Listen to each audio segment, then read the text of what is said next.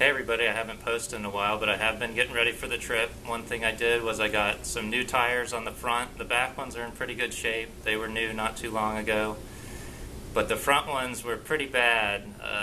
I'll show you this video of me taking off the old tire because it had Jeep Cherokee rims on it and the offset wasn't quite right.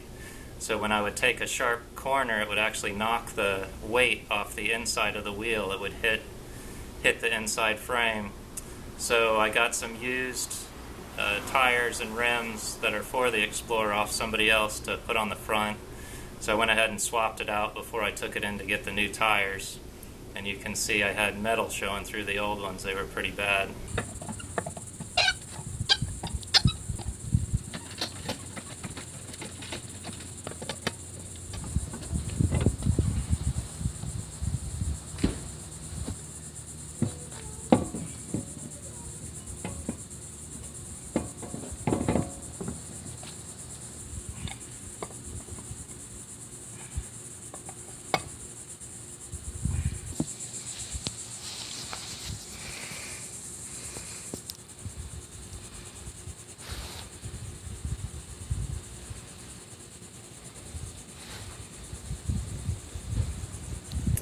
So one of the other things that I've been doing is I've been trying to get the roof patched, and I was sure I had it like totally sealed.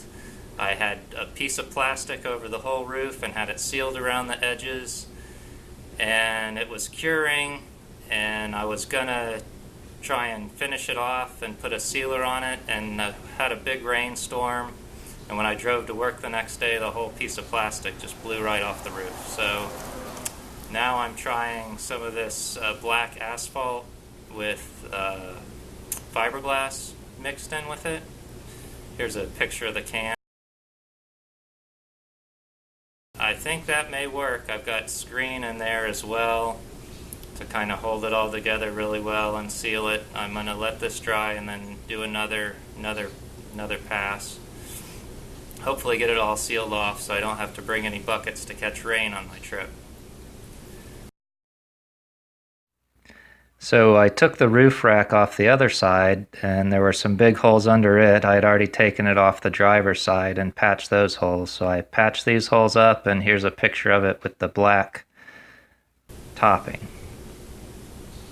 One of the other things that I had to do was, I know in an earlier video I was showing you on the door, the driver's door, when you would go to shut it, it sagged a little bit because the top hinge on the driver's door was starting to rust out.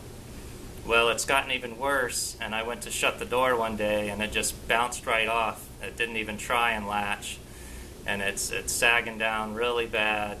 And so what I did was I made a piece to go in between the top hinge and the fender to go in between so that it would push against the hinge so that it wouldn't be able to let it sag.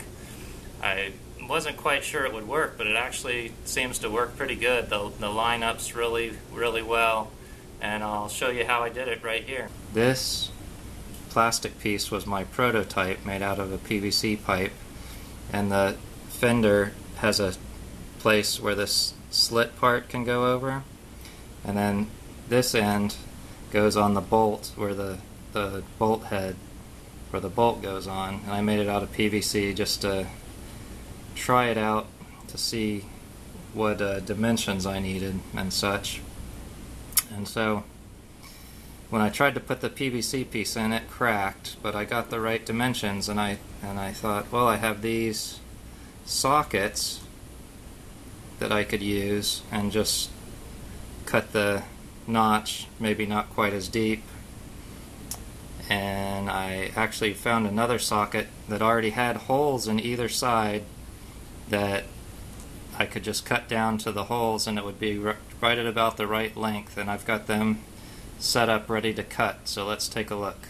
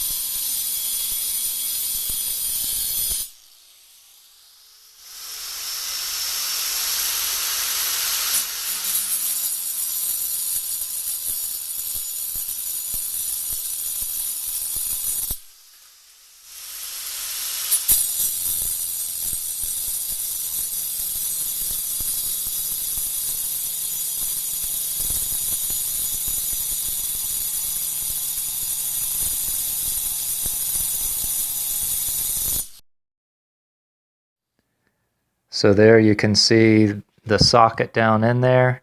One end is on the hinge bolt head, and the other end, you can see here's a close-up. It's on the fender. There's a straight part, and it goes right in that groove, and it's held in there pretty tight. And as you can see, the door now lines up pretty good. It's popped out just a little right before it would be closing.